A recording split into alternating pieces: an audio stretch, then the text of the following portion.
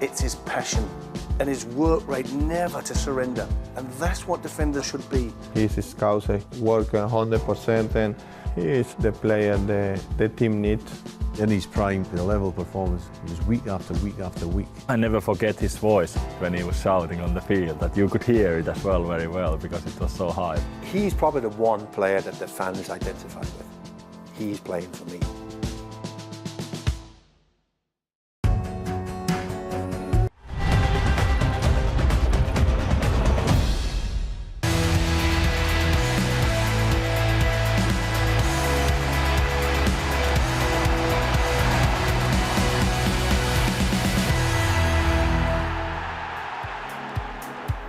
"29 days since they saw off Southampton at Anfield, the Reds are back in action today as they get ready for a big second half of the season. With World Cup matches on pause now for a couple of days, Liverpool takes centre stage in the Middle East as they compete in the Dubai Super Cup, which is just an hour's flight away from Qatar. And their first of two games in this friendly competition comes against a Laurent Blanc-coached Lyon side. Kickoff is at 2 o'clock today at the Al Maktoum Stadium. Well, both today's fixture and Friday's meeting with AC Milan as well, they are live on LFC TV and LFC TV Go as well. And for anyone watching today's pre-match build-up on our social media platforms today, you can find details of how to subscribe at the bottom of your screen right now. Yeah, welcome along to a Matchday Live, where we are solid at the back today in the presence of two legendary Reds centre halves. You like that, don't you? Gary Gillespie and Phil Thompson. Welcome along, both of you. In the absence of Liverpool action, obviously we've been enjoying the World Cup. I say enjoying, Phil. Maybe not last night if you're an England fan. Gary's got a wry smile on his face there. But you've missed club football, haven't we? Yeah, we have missed club football. It's been great. I've enjoyed the World Cup, but it's nothing like the Premier League. And obviously the Carabao Cup, FA Cup, they're getting back underway as well. They are indeed. So it's extra special. Just a word on the World Cup, Gary, because it's been a great tournament, so much drama in some of the matches. I mean, it's one we'll look back on and think that was a decent World Cup, that one. Well, I think it's been an indication of the emerging countries, isn't it, outside of the big two powerhouses, South America and European football, and I think that can only be good for the game. It's been a different sort of World Cup, obviously getting played in the winter. It's kind of wrecked everybody's kind of season with regards to club football, but no, it's been interesting. It's a little bit of a shame that England couldn't have gone all the way, but you know, that is what it is. I thought they were the better team last night. I thought they should have won, in all fairness to them. But I'm cheering on Morocco now, to be quite honest with you. I think very magnanimous, even for a Scotsman. Well, thank you very much. But all eyes, of course, now, as we say, back on Liverpool. How useful is it, Phil, to have these two games out in Dubai against quality opposition before the Premier League resumes? I think it's important just to have any sort of games. It's hard when you play against each other. We would play first team reserves now and again, but I think it's important that you play against some decent opposition to get a little bit of practice together, to get organisation, your shape, set pieces, and it's always good that it's a decent competition. As we know, the weather is far better out there, so it is wonderful. And then there's the togetherness, getting that bond back between all the players, which I think is a very special ingredient for these Liverpool lads. I think getting a competitive edge is the thing. You know, you can train and you can play as many practice games as you want, but to get that competitive edge, I think you have to play against teams like Lyon, teams like AC Milan, just to give you that extra edge, which is going to be helpful for us going into the rest of the season because we've got quite a bit of ground to make up. Yeah, because I noticed I think Manchester City are only playing one game, aren't they, against Girona?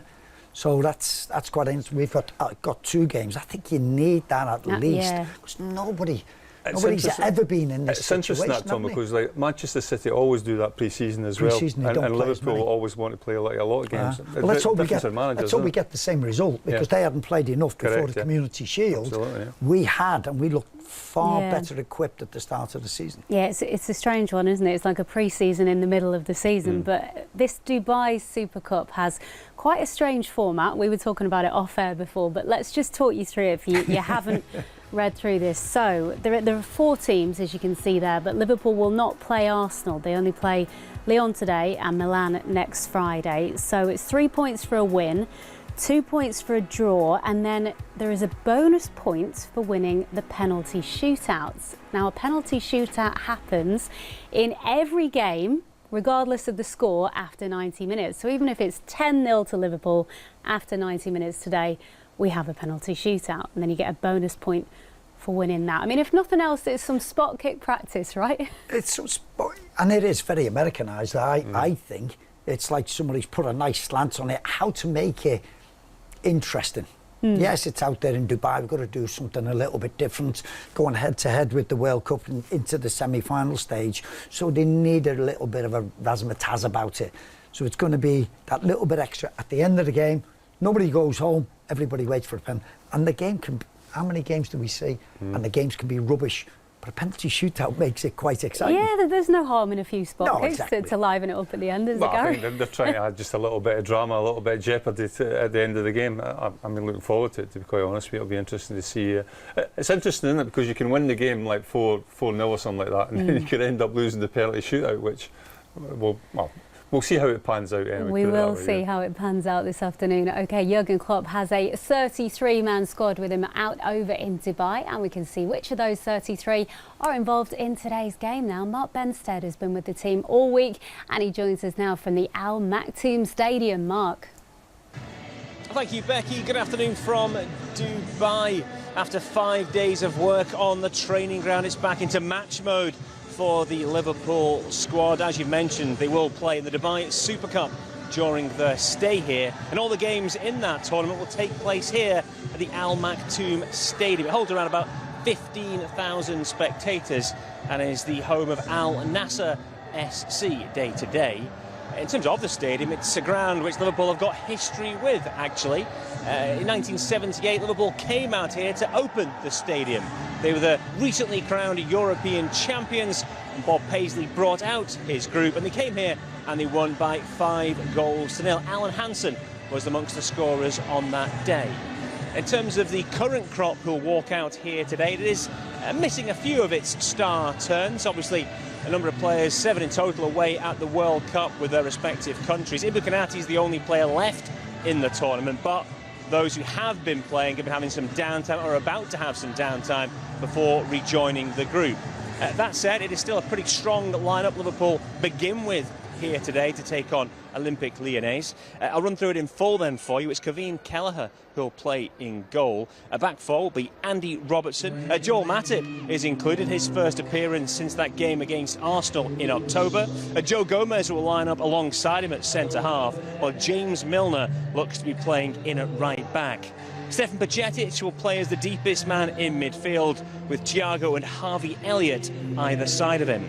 The front three will be Fabio Carvalho, Bobby Firmino and Mo Salah. And I can tell you, just like when we played in Qatar 3 years ago, Mo Salah is very much the star man here for the crowd who will turn up for today's game, and of course that game against AC Milan. I won't run through all the subs for you for today's game, but it's worth pointing out that Naby Keita is amongst the replacements. He hasn't, of course, played since that Community Shield game at the start of the season. There's also a place on the bench for that youngster Ben Doak, who has certainly caught people's attention with his performances in the academy games in recent months. That is Liverpool's starting lineup for today's game. Then I'll have details on Lyon a little bit later in the show. OK, thanks very much. Mark Benstead out in Dubai. We're going to get into the team in a moment. You were looking at that stadium with familiar eyes, I think. Mark mentioned that it was opened in '78, and you were there for the opening, Phil. Yeah, I don't know whether they've changed it, upgraded. They probably upgrade it every year. They've got that much dough. But it was great, sort of 1978. We went out there, and Don Revie had just jumped ship as England manager. So he'd gone out there. So we got this invite to go out there and play. So it was quite sort of, nobody knew about Dubai at the time. Yeah, of course. There was one hotel on Jumeirah Beach, If you've been back to Jumeirah Beach, there's a few more hotels there now. Absolutely. There's one hotel, I think it was the Hyatt Regency, and it was a fabulous time. There are other hotels, by the way. Yeah, there's just a few. We got so well taken care of, but it was strange because there was that little bit of a thing. Why should we be going? Don Revie's just left England, so but it was wonderful. It's nice for everybody to see it back again. there. Okay, well, what we will see again right now, we've just shown you them. But the team, let's have a look at the Liverpool starting lineup this afternoon against Lyon. I mean, you would expect the 11 that finishes might be quite different to the 11 that starts, but what do you make of that, Gary? Well, I think it's always the case that I think if you ever have read Pep Lijnders' book, that he likes to mix up a little bit of experience with a little bit of youth. Not just to look after the youth, but to give obviously the legs to the senior players as well. I think Salah's always a given that he always wants to play in these games. He's the big attraction. And I think, as you rightly say, Becky, I think we'll see changes throughout the course of the game, especially at half time. It'll be a case of pre-season again, maybe getting like 30, 60 minutes in people's legs, depending on how well they're doing. But you look at that, the lineup: Carvalho, Firmino, Salah. It's a strong front three, and then you've got obviously the back four. Nice to see Matip coming back in. Hopefully he can stay fit for a little bit longer. And Milner, it's a little bit of a surprise playing Milner at right full back when you've got young Ramsey on the bench. I'd probably like to see Ramsey, not just because he's Scottish, but I would like him. I like to see him start at full back. I think James could have obviously slotted in at midfield. That might happen throughout the course of the game, you never know. But, it's a good, strong lineup. I am quite surprised. I thought he might have mixed it up a bit more. Some of those younger lads on the side there, sort of putting them in before some of the starters and then mixed it up. It seems as though he's gone quite strong, doesn't it? With that, the very start of the game, and you're looking at, I did think he'd mix it up a little bit more, I must admit. Yeah, someone who's not involved, unfortunately, in the squad today. Really disappointing news earlier on in the week, on Friday, to hear Luis Diaz has obviously picked up an injury which I think that the club say needs further assessment at the moment. I'm sure we'll find out more details on that in the next week or so. He trained with the team earlier on in the week, but from Thursday onwards he said he felt something and wasn't able to take part. But that huge blow, that, Phil. That's a massive blow, absolutely. We didn't have too many who were consistent from the start of the season. He was one of them, Harvey was the other one, and Alisson was the other. So there wasn't too many, and all our hopes were pinned on him performing every week. Yeah. So it's going to be a massive blow. And I think for the squad as well, he seemed to be a really likeable lad. Yeah, when you get that reoccurrence, and it's been a couple of months since he's had this rest, so you're hoping that he should be all right. Having a setback, we don't know what it is yet, but you're thinking, oh my, if it's a reoccurrence of it, it's going to be a massive blow. Yeah, it's frustrating because he almost seemed to be there, didn't he, Gary? And then obviously you would hope it's minor, but especially the fact that Diogo Jota is not quite there as well. It's a double blow, really. Well, I think what it does do, it limits your options up front, doesn't it? I mean, I saw the pictures and when they went out to Dubai, and I saw a picture of Matip and Diaz walking down to the training and big smiles on their faces, and you think, Liverpool fans will be happy to see the fact that these two are back training, back fit and in the squad, because I think we're going to need everybody for that push to the end of the season, and certainly Diaz is a big loss for Liverpool. Well, let's go on. No, it's totally, you're going to have to be reliant upon the Núñez, Firmino and Salah for the remaining games, and that's the way we were prior to this break. It looked as though we only had the three options. I know Carvalho can come in, but relying upon a young lad all the time, is he going to be one of those wider midfield ones, or is he going to be one of the three strikers? So there's a lot of onus going to be put on Núñez when he comes back, and obviously Salah throughout. Yeah, disappointing for Luis Diaz. Let's try and focus on the positives. Naby Keita, Gary, is back amongst the folds. Obviously, he's been beset by injury issues, not only this season, during his time at the club, really, but one substitute appearance in the Community Shield game earlier on at the start of the season. I mean, how big a part can he play if he can get back fully fit, which is a big question. I mean, we'll be sat here talking about Naby Keita on a regular basis. If he's fit, he's got the appetite, he looks strong, he looks quick, he looks alert, he looks alive. he's a decent midfield player, and Liverpool will certainly be able to utilise him. But unfortunately for both Liverpool and for like the individual himself, he just hasn't been that sort of player for long enough. He's had so many injuries, and when you're a player like that, it weighs heavily on your mind, because you never really feel as if you can put that 100% effort into every game. If you feel as if you put that little bit extra in, you always feel as if you're going to break down. And I'm talking through experience there. And it's been a shame for like Naby Keita, but in saying that, a fit Naby Keita back in the squad is an asset for Liverpool. But like, it's the difficulty obviously has been to get him into that level of fitness. One of the things that Gary said there was quick. And I think he has that over in that midfield. He can glide past people very, very quick, which has been an asset. But when you keep getting injury after injury, Gary's quite right, then you start doubting yourself. Can I do that? I don't really want to do it. So then what you do is you take the easy option, you pass it square, you pass it back, you don't take any risks. And I think then, because he's an experienced player now, so with experience, you become that you're looking for the player in those right areas to take a chance, to have a shot, to play the ball through the eye of a needle. And we haven't seen enough of that from Naby. It's been a real letdown that he's not been able to produce more often. Obviously, his injuries have curtailed his Liverpool career. You know, when he first signed, we saw all these little video clips of him, what he was doing in Germany, and I mean, he looked a world beater, didn't he? But we've only seen that in glimpses, really, from Naby in a Liverpool jersey. The more we can see of that, then obviously the better it's going to be for Liverpool. Yeah, fingers crossed he can find that consistency between now and the end of the season. Let's just talk about this Dubai training camp, if you like, in general, Phil, because they're going to be away for 2 weeks almost by the time that the camp concludes. What kind of benefits do you get from that, from being away together as teammates for that length of time? I think I've had a bit of an experience of that with Gerard Houllier. I think we got knocked out the third round. I think it was against Blackburn. And so the fourth round, we got a free weekend. We got really quite 2 week break between the games, so we need to do something quickly, we need to arrange something. We were looking at Spain, southern Spain, Portugal, couldn't do it quickly. We ended up going to Malta. Now the weather wasn't great, it's quite wet, but that little break, resetting again, and it was like we had like a mini pre-season. Didn't have to overwork the players, just worked on things.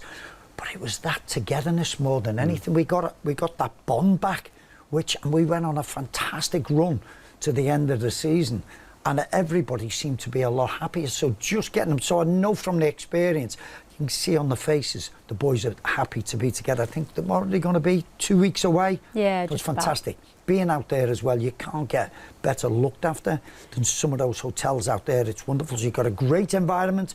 It's warm. You've got a togetherness. You can't go far wrong. Yeah, I mean, Phil might not have got much sun in Malta, but they are certainly getting the sun out there in Dubai. You can see there Robbo being sensible with the sunscreen there. But well, I mean, I think he's slipped up. I'm just looking at his shoulder there. It looks a little bit. I think it's like after the stable goes. It snows in August in Scotland, so he's not used to it, the lad. He's trying to protect himself there from the sun. But I mean, we talk about the weather and joke, but a bit of vitamin D, a bit of winter sun, it actually does you the world of good, doesn't it? Well, I think any person, like, not just a footballer, but like you would love to be able to go away for a little bit of a winter break, whether it be like 3 days or like a fortnight. But no, I think it doesn't do you any harm. But it's how you come back and how you react to like obviously the 2 weeks away. You've got to hit the ground running, because we are found ourselves in a position where we are trailing and we are playing catch up. So, yeah. You know what it's like, don't you? When you go away in the middle of the winter and you go to warmer climes, you feel better. Yeah. You just feel better with it. But the lads have got to come back here. Yeah, I was going to say they're going to get a shock stepping off the plane, aren't they? You know, the weather now, it's not getting sort of above 2, and so it's going to be really cold by the time they're going to come back. So it had a knock-on effect from that. In fairness, I think the lads all being together, getting a nice bit of sun on the back, getting to reset, because all wasn't great before we went into the break. I know we just got better just before. We didn't really want to stop at that. So this will do the players the power of good. Yeah, and that competitive nature as well, you can see it. Even in these drills, it's right there, isn't it, Gary, with the players? Yeah, well, these are just little like exercises just to build up that little bond and camaraderie and what have you.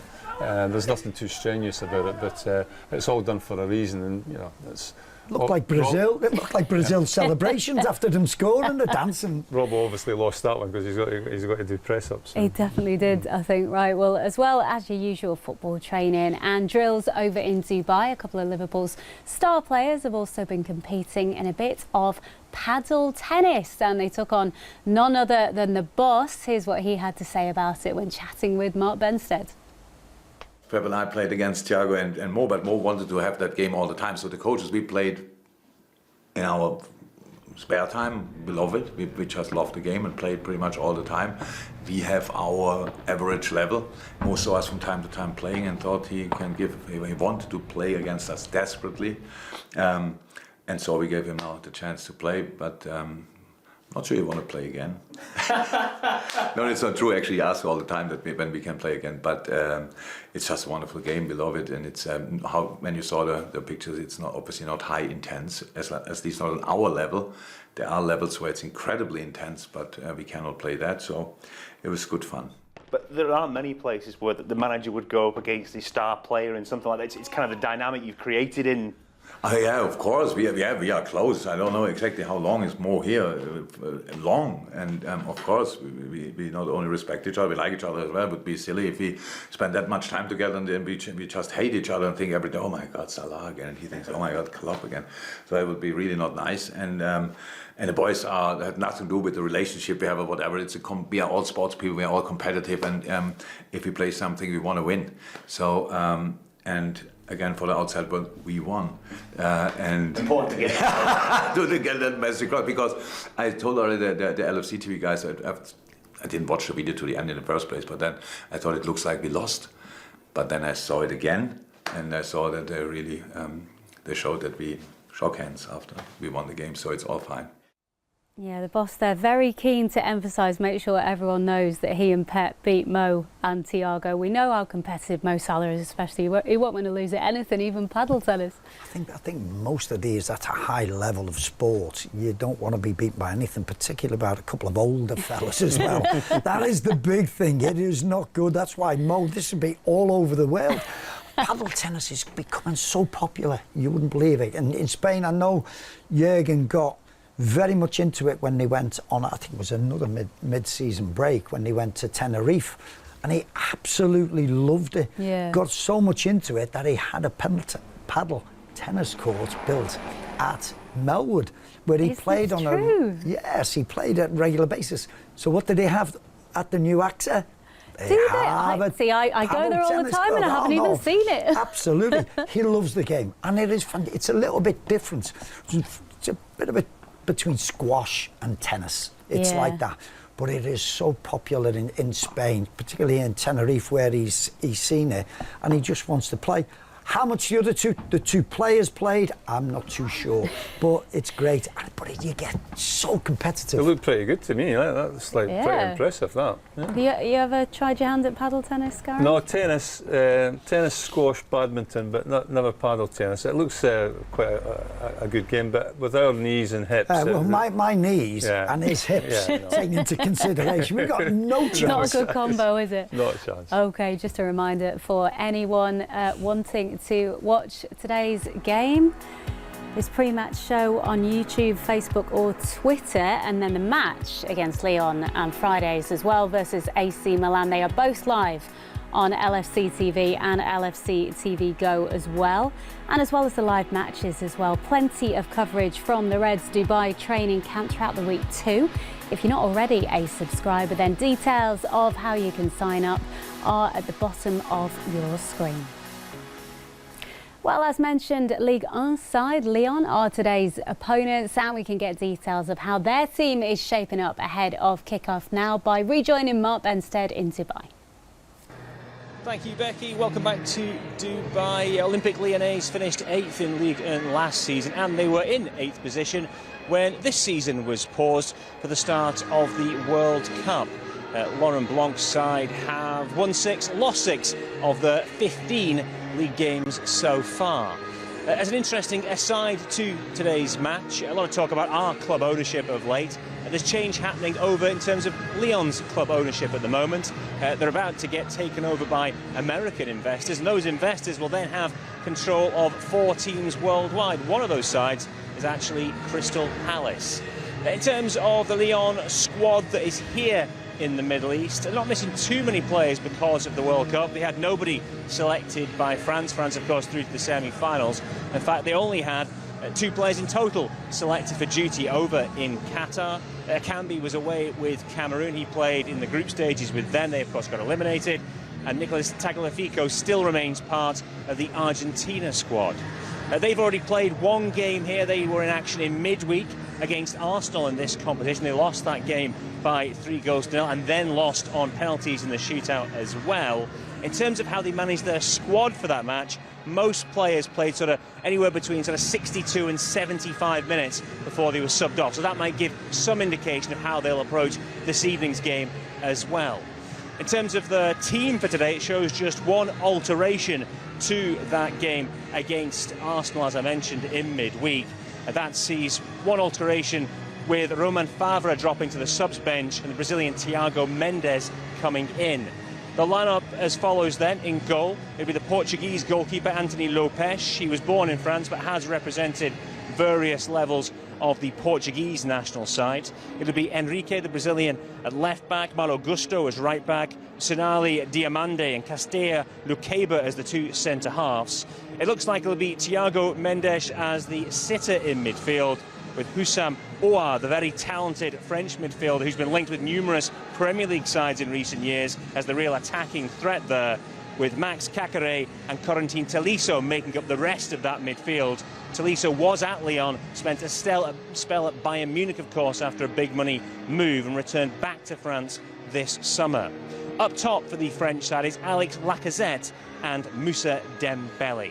2 players that most will know well. Lacazette, of course, a long time with Arsenal. Dembele had spells with Fulham and with Celtic. Yeah, as I mentioned, Laurent Blanc is the man in charge of Lyon just now. Played just once against Liverpool in his playing days. He lost that game. It was a game at Old Trafford. Danny Murphy scored the only goal in a 1-0 Liverpool win.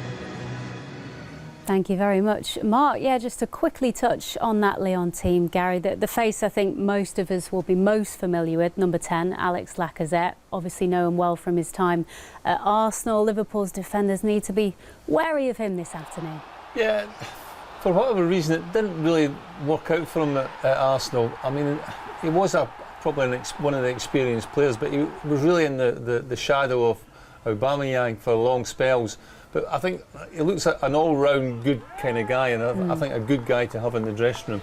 It's whether he can score enough goals for them to get them back to maybe where they want to be, because they are like a regular Champions League team, but I think they're lying 8th in League One at this moment in time, so they've got a little bit of catching up to do, as have we. So, but Lacazette, I think he's a decent player, but is he a player that's going to cause us trouble? I'm not 100% sure. I think they were going away from Lacazette. Not enough movement, not enough high press at Arsenal. So I don't think he fitted into their pattern.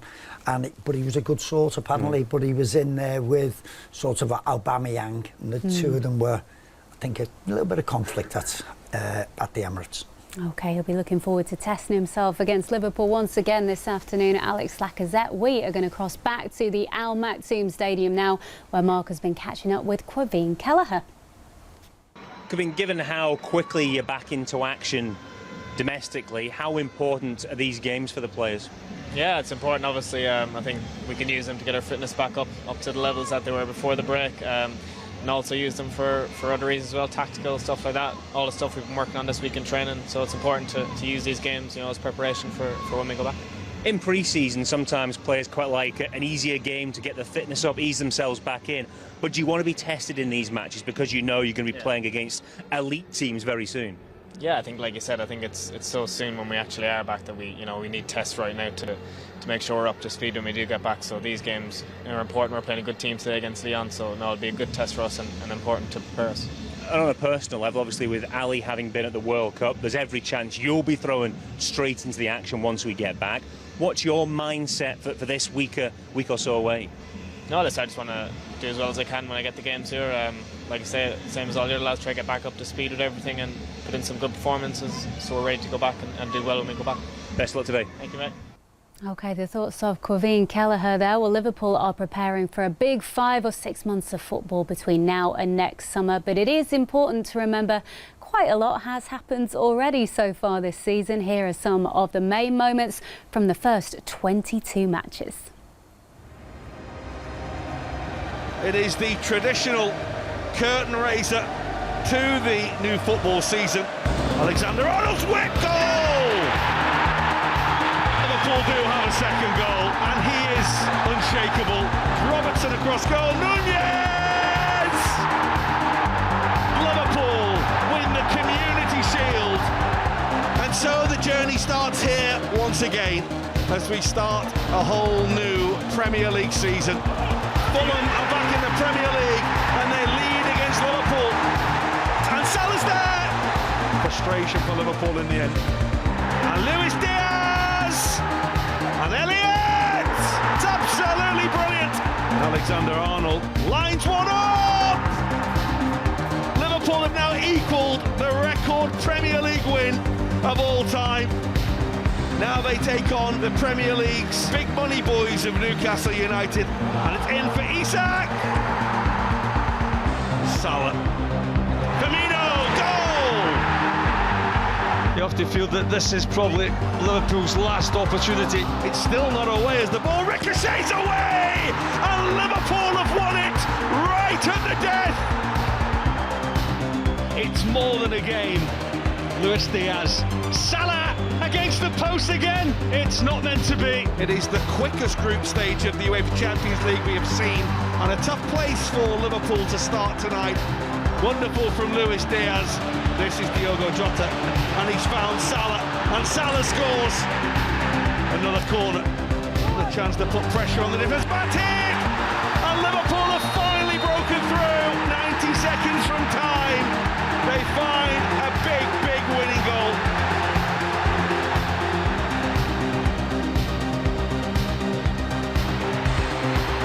That is absolutely beautiful. Leandro Trossard has a hat-trick. Brighton are level. It's Alexander Arnold. It's absolutely wonderful. Liverpool 2-0 up. Brilliant ball. Firmino's shot. Goal for Liverpool. Classic. It's part 2 of Liverpool's head-to-head with Rangers. It's Roberto Firmino who's scoring again. He can't stop scoring at the moment. Carvalho, and on here for Firmino, and Nunez! Lovely goal by Liverpool. It's 4 now for Liverpool. Diogo Jota, that touch by Salah is immaculate. And the finish is even better. And Salah's up again. It's the speediest of UEFA Champions League hat-tricks for Mohamed Salah. What a night for Liverpool at Ibrox. It finishes Rangers 1, Liverpool 7. And there's the ball for Salah, who's got the spin. And Mohamed Salah scored. Into the back of the net for Liverpool. You just don't stop him when he's in that mood. Well, we have an issue here because you see Jürgen Klopp has been sent off and Liverpool have beaten Manchester City. The lovely ball and the header is fantastic, and Darwin Nunez has scored for Liverpool again, and it's saved quite brilliantly. Henderson, and here's Salah, the goalkeeper's come. The fine header from Darwin Nunez. Here's Salah, and here's Elliott, and Liverpool have 3 now. Well, once again, Liverpool cruise through the group stage of the UEFA Champions League. And Van Dijk's header. Mohamed Salah strikes again, poking the ball home to go level with Steven Gerrard at the top of Liverpool's scoring charts. Simicast with a corner, and up goes Van Dijk, and he doesn't score, but Darwin Nunez does. is Andrew Robertson for Liverpool, and Darwin Nunez on the turn, and Salah! Brilliant goal for Liverpool! We are going to need penalty kicks to decide who advances. But it's quite outstanding, Elliott, to send Liverpool into the next round of the Carabao Cup. Firmino's flick, and it's crept in! Elliott. And Nunez, what a ball, what a goal! Oh, that's special! And Liverpool can head off to the World Cup and to the break with a victory. Oh, it's certainly been an eventful 5 months so far, hasn't it? Let's get your thoughts on the season so far. I think we can throw up the Premier League table now. Liverpool, of course, 6th at the moment, 7 points off Tottenham, who are occupying 4th, and then 15 points off Arsenal at the top. Obviously, through to the Champions League round of 16, Phil, the FA Cup's about to start, through to the Carabao Cup round 4. There's so much to play for, and you know, a strong second half of the season, we can put ourselves right back in the mix. Yeah, and I'd like to think, after big word is inconsistency, I think has been there at the start of the season. We can't be like that again. This team, this squad, you'd like to think we're going to be more consistent. Last for so many seasons now, we've found a way of how to win games. We're not playing well. We lost our habit. I think one of the biggest things, I think the easiest thing for pundits was to, Sadio Mane's gone. He's the problem of Liverpool. To me, if I had to go for one thing, it's been the press. The press has just not worked as it has been for the last couple of years. We're doing it individually, there's too much space in between. It's never worked as it normally does in other years, and I think we fell down because of that. But overall, I think it's great that the Dubai thing's happening. We can work on those things. I think it will be better in the second half of the season. Yeah, we're showing you the fixtures there for December and January, Gary. Manchester City aside in the Carabao Cup, it's a bit of a strange one because you don't know how strong both teams are going to go. But the Premier League games there's no disrespect to those teams, but a lot of very winnable fixtures there, you would think. Yeah, I think both us, myself and Phil, have been in the game long enough not to really look at fixtures like that and think like taking anything for granted, because you're never quite sure what can happen, especially Premier League. And I think when you go back through the course of the season so far, we've slipped up against like a lot of the teams that we were expected to win, and especially at Anfield as well. So that you find yourself in the position where we are playing catch up. So you can't really look at that and say, well, Aston Villa, new manager, they've actually done well under like Unai Emery since he's come in. I mean, who knows what you're going to face. I think it's all about looking after yourself, looking after your performance, what you can achieve and what you can actually influence. And if we're at our best, which we haven't been so far this season in many ways, but if we're at our best, we will finish in the top 4. I'm pretty confident with that, regardless of who the fixture list is. We're still one of the best teams in the Premier League. I still believe ourselves and Man City are the 2 best teams in the Premier League. I know Arsenal have had a fantastic start to the season and find themselves obviously top of the league at this moment in time, so they've done fantastically well. But I think overall, I still think with a fully fit squad, it will be Liverpool and Manchester City challenging at the end of the season. Well, let's talk about one man who really came into form before the break, Phil. It was Mohamed Salah. 9 goals in his last 9 appearances. He probably didn't want the break to come when it did, especially of course because Egypt were not at the World Cup, so it's been a bit of rest time for him. But could this break help him in the long run, do you think, over the course of the season? Well, you're hoping so. And Mo, like a lot of the other players, was inconsistent, and it was, look, things weren't working. Seen so many games talking about the press. Mo's there. Mo go to do the press and run past players as though I'm closing down. Didn't work. He's got his, pardon the pun, his mojo back going into that sort of last games, and he looked far hungrier and ready for it, and he was right back into it. But in those early games, he was like a lot of the players, not consistent enough, not involved enough. And I just feel as though, off the back of it, we cannot carry on. We need Mo Salah so much. It's untrue. He's delivering the goals, he's got that in him.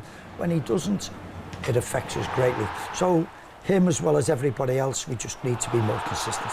Yeah, I mean, he's set himself such astronomically high standards, hasn't he, Gary, over the past few seasons? You're always going to be held to those standards, but for him, I imagine he'll be chomping at the bit to get involved in that Manchester City game, maybe a Carabao Cup game. He might not normally play him, but he'll be desperate for game time. Well, he wants to play games and he wants to score goals, and that's what he does.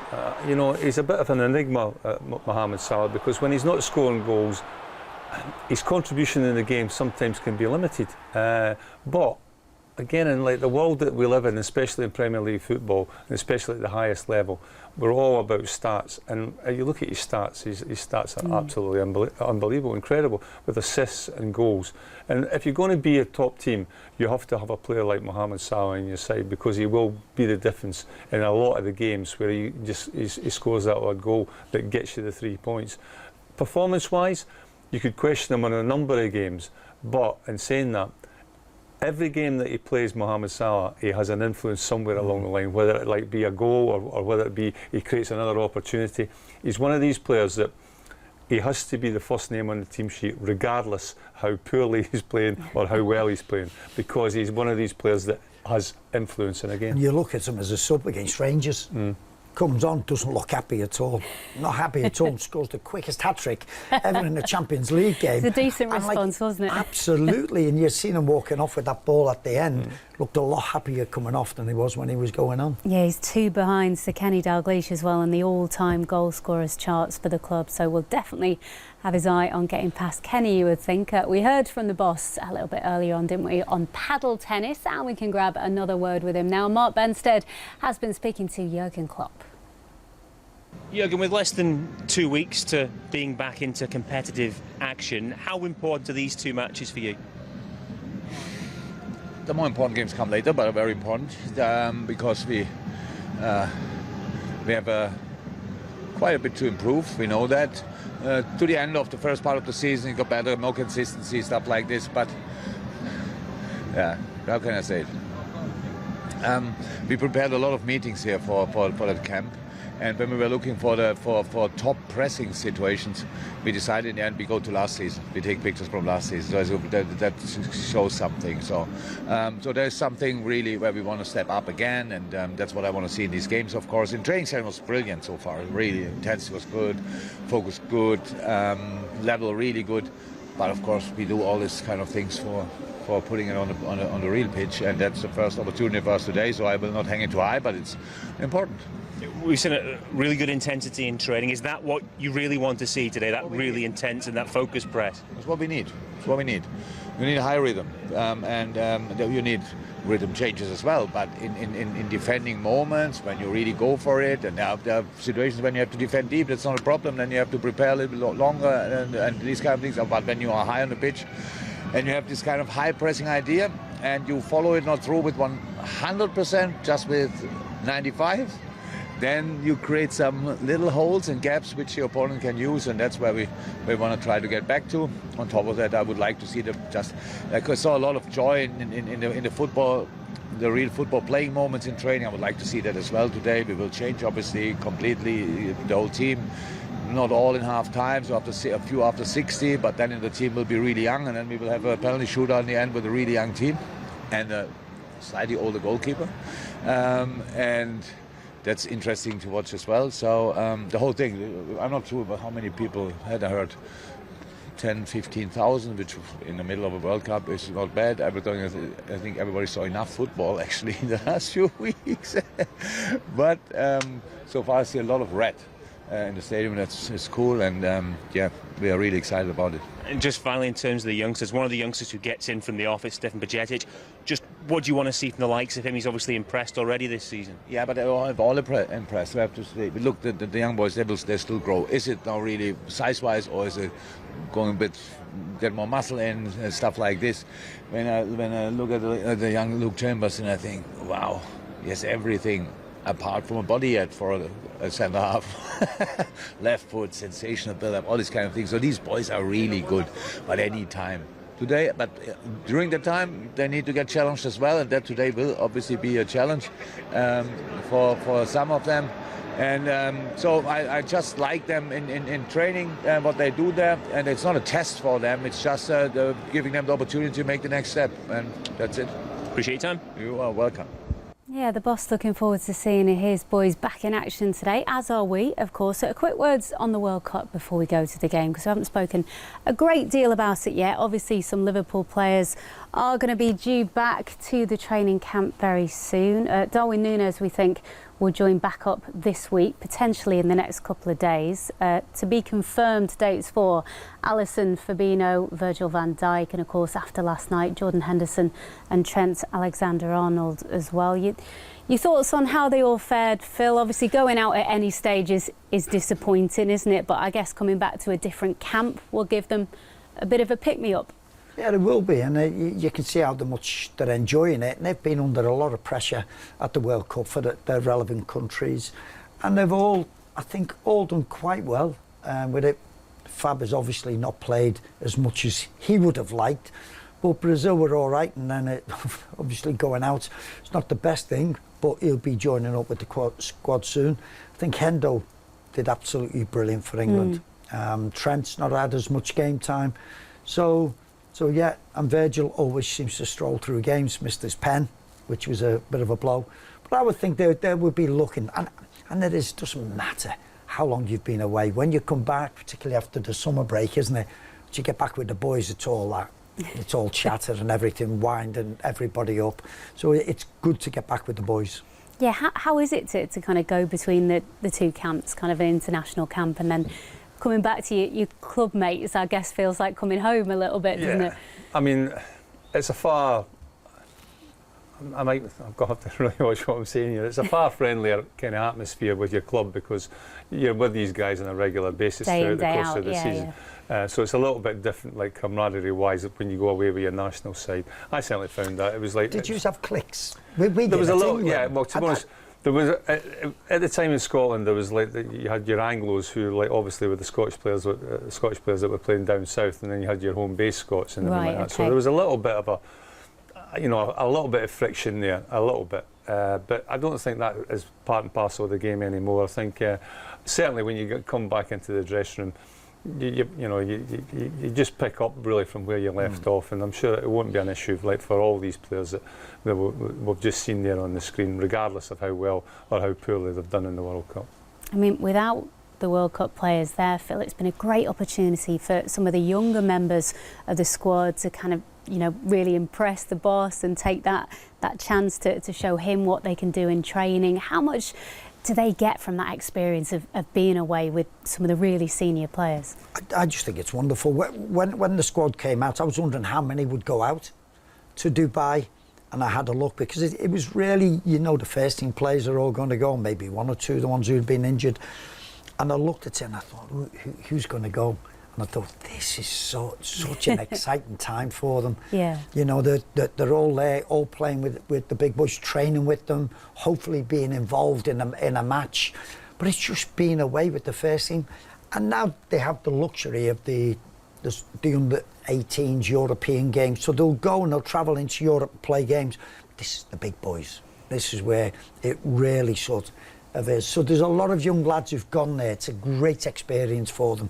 Hopefully a lot of them will get a bit of game time in the two games, but it's still the same thing. It's training with them every day. It's picking up on sort of wonderful skills, what they all have, but good attitudes as well, which is one of the most important things. Yeah, we're seeing Stefan Bajcetic there, Gary. He's been so impressive starts today, so it'd be really nice to get a good look at him again. Yeah, I've watched him a couple of times actually with under-18s, and both times that I watched him, he actually played centre-back for the youngsters. But obviously the position that, like Jürgen sees him, is in that central midfield holding role. But I think when you see these young kids come and play in the first team, they never really seem to let Jürgen down or anybody down.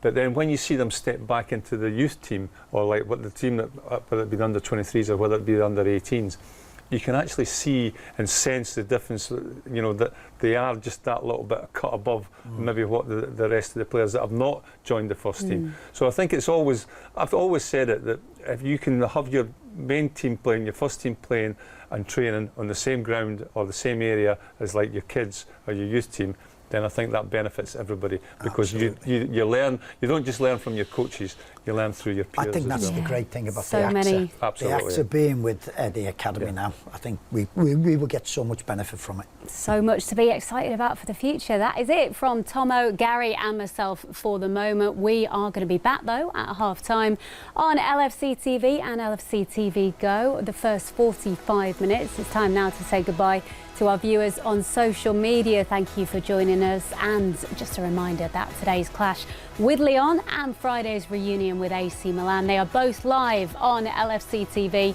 and LFC TV Go as well. And for details on how to sign up, do check out the website at liverpoolfc.com/watch. All the information you need is on there. Kick-off just minutes away now at the Al Maktoum Stadium in Dubai. Liverpool against Lyon. Join us in a couple of minutes.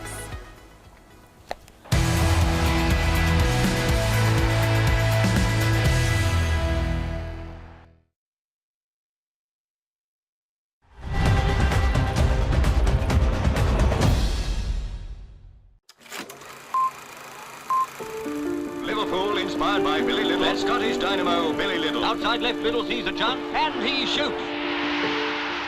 An old copite wipes away a tear and recollects a time when he watched a flying Scotsman weave his magic down a line. And from the line this legend would dance into the middle. He'd then unleash a thunderbolt as the crowd sang Billy Little. Billy left his home in Perthshire in the summer of '38. But war broke out and intervened before he became one of the greats. When the war was over, he sure made up for lost time as Liverpool's leading scorer in 8 seasons out of 9. Centre forward Little presses on and fires one home.